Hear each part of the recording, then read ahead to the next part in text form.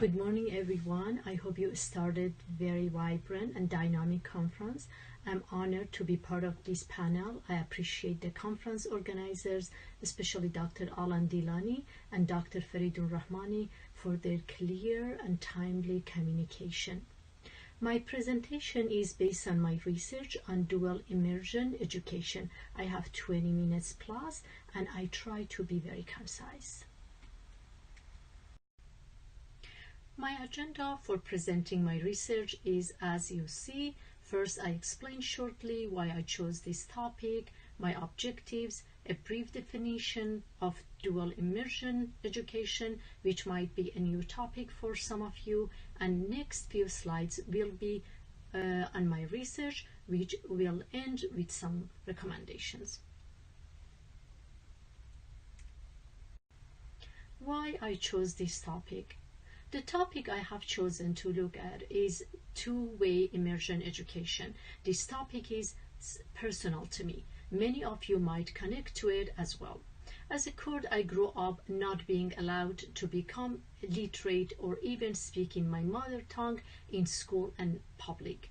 My family taught me my language in fear of persecution. I am so fascinated by and deeply respect attempts in education to raise students as bilingual and bicultural rather than force all students to only learn in one official state language. I believe it is extremely important topic. I wish I would see your face to see if you have the same feeling as I have. As I researched in the United States, I learned that there are some schools offering heritage language along with English such as Spanish and Chinese, and very few schools offering Arabic and Armenian. I also learned that this model is effective and has great results. There is an implication for policy and economy as well. If two-way immersion education model has implication for non-native speakers students, why not for Kurdish students? I am sure you all agree that language is so closely tied to our sense of self, our identity, our worldview, and how comfortable we feel with who we are. When the education system respects biliteracy, it is respecting people's differences, and that adds to students' well-being and future prospects as members of society. The topic I chose is very personal to me. Many of you might connect to it as well. As a Kurd, I grew up not being allowed to become literate or even speak in my mother tongue in school and public.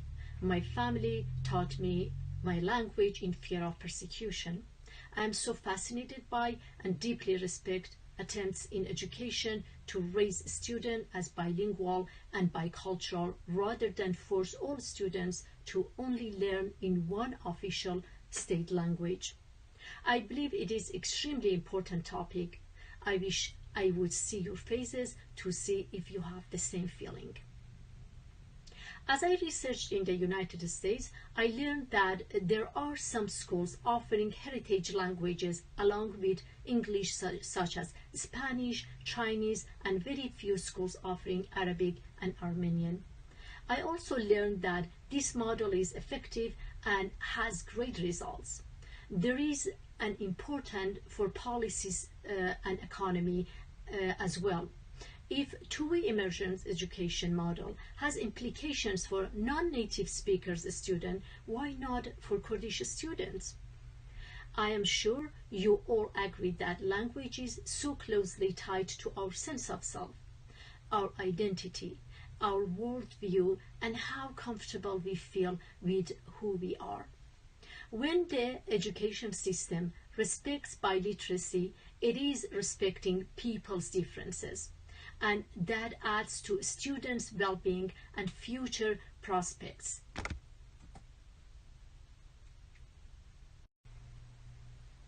By end of this presentation, you will find some educational approaches to endorse Kurdish language to your school system in your host countries to be used in academia.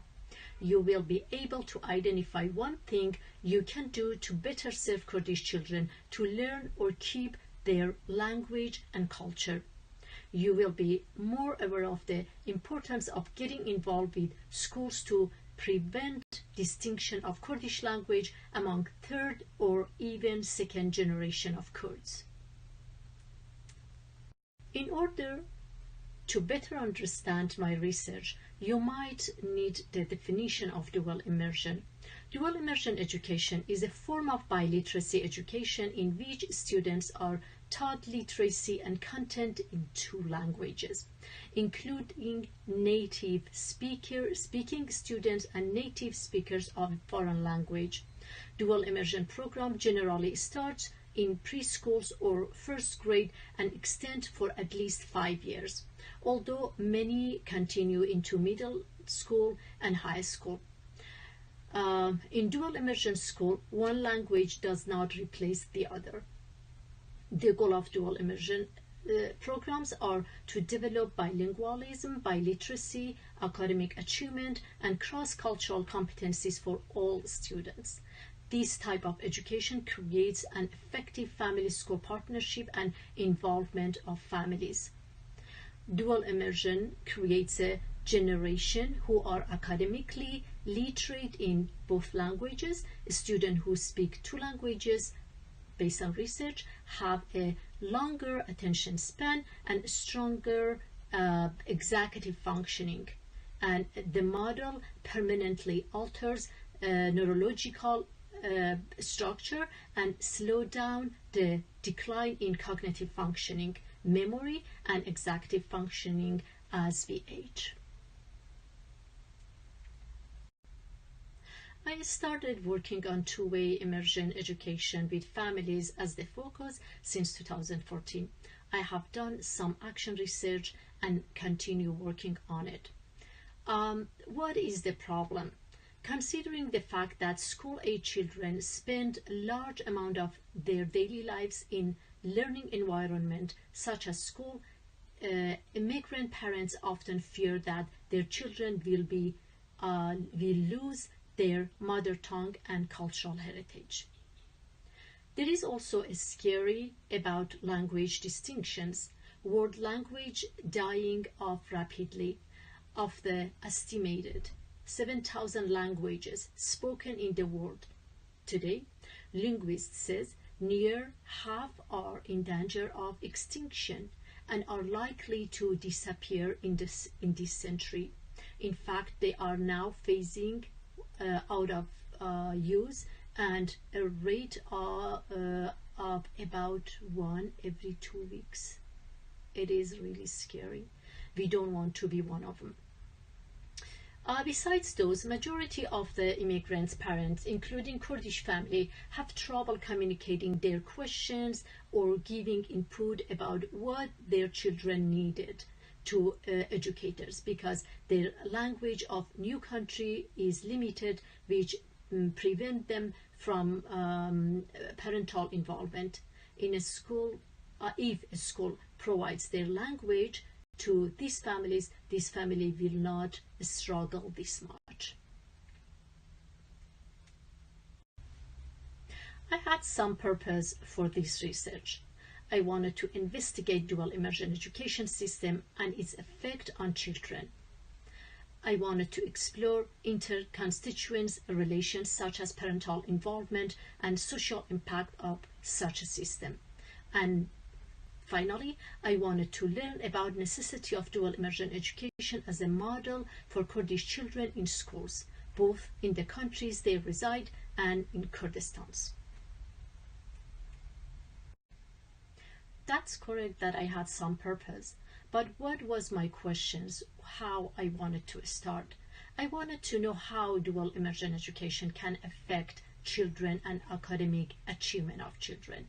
I wanted to know what is the level of parental and family involvement at the dual immersion schools. How this model can be effective for Kurdish children to keep their heritage, culture and language.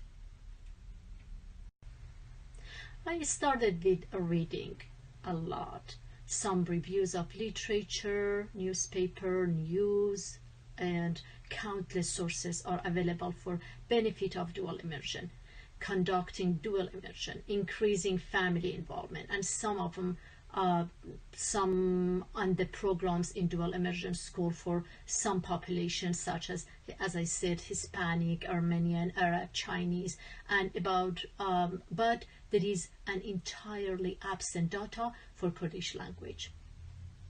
Just to name some of the literatures, many researchers such as Colon in 2018, Virginia, Allianz and Rodriguez, Gonzalez, Moorman, Soto Manning, Turney and Cayo, and so many of them. They found benefit of dual immersion programs, advantage of family involvement, and how to be in service of student achievement by promoting biliteracy. Then I designed my instruments, data collection procedures. I identified my settings, my population, and the way I wanted to utilize my interviews, observation, document reviews, and existing data. The setting of this study were two-way models, 50 and 50, because there are different models like 10%, 90%, 30%, 70%, but this model that I chose was 50-50. So dual immersion elementary schools with almost 500 students, one of them DC, and another one was RDW with about 900 students, which serves students from kindergarten to 5th grade in 2 different counties in California. One was Spanish English, another one was Armenian English. For my interviews, a total of 9 interviews with 4 parents, 4 teachers, 1 principal. The interviews provided a clear family involvement perceptions of teachers and parents. It also helped me to understand what activities offered by school or teachers motivated those parents to become engaged in their child's school and contribute to their success and positive attitude towards school. I conducted 2 observations. 2 observations of parent workshop. They gave me an in-depth view of culture of the schools along with the level of achievement, relationship between families, and parental involvement in different workshops. For my document reviews, I reviewed some documents of parent workshop, sign-ins sheet, and those revealed which activities were attracting and engaging more parents to schools. I'm gonna skip many details. I don't want to make you tired. I know you're waiting for the result. What was the result of months of data collection? I learned about parent involvement, motivation, reasons behind their involvement, teachers' special activities, easiness of communication in such schools. I'm gonna mostly focus on what I found as emergent themes. We will shortly discuss their implication for our Kurdish communities. I found about influence of co-ethnic peers, pay respect to the heritage, positive attitude toward their language, significance influence of school family engagement and partnership and involvement, culturally relevant responsive educational activities. What are the implications of those emergent themes and findings for us, for Kurdish children, for you researchers, for you leaders, and for you parents? If you are an academic investigator and you see that research shows positive attitude toward heritage language plays a role, then let's research Kurdish families' perspective on this issue. Let's contact your policymakers to establish a program in your city for a dual immersion programs, in which one of the language is Kurdish. Continue this research by replicating in another state or country, the country that you came to this conference for. Use quantitative research to be able to generalize for entire Kurdish community. Publish area of your study in Kurdish, English 50-50. Try to publish in Kurdish and English together, or Kurdish and Swedish together. If you are a parent or are in close relationship with some of the parents in your community, tell them about the issue. If research shows that influence of co-ethnic peers are important, then let's set guidance for families to socializing with local Kurdish language speaking families. Participate in events organized by local Kurdish communities. Send Kurdish music to schools event. Encourage your children to watch TV in Kurdish language. Encouraging your children to interact with relatives and friends abroad through social media. Reading to your child in a regular basis and having reading materials in Kurdish at home. If you are an investor or entrepreneur, I know some of you are, so establish a private educational Kurdish institution to teach both languages. Invite Kurdish native speaker educator to teach Kurdish language to your children. And participate and embark in your children's school and spend money in that area. There are much more into this research, and there are so many things that we can discuss. I wish I was there so I could hear you and I would answer some questions, but I'm gonna finish it here because I think my time is over. Your ticket out the door is, I want you, everyone, to identify one thing you can do to better serve this population, one strategy or one feedback. I value your input, your feedback, and your support. If you want that, please contact me. My emails are there, and you always can call me or send me some message. And I hope that I would be able to help in that regard by showing the importance of two-way immersion education for student success and preservation of Kurdish language and identity. Thank you.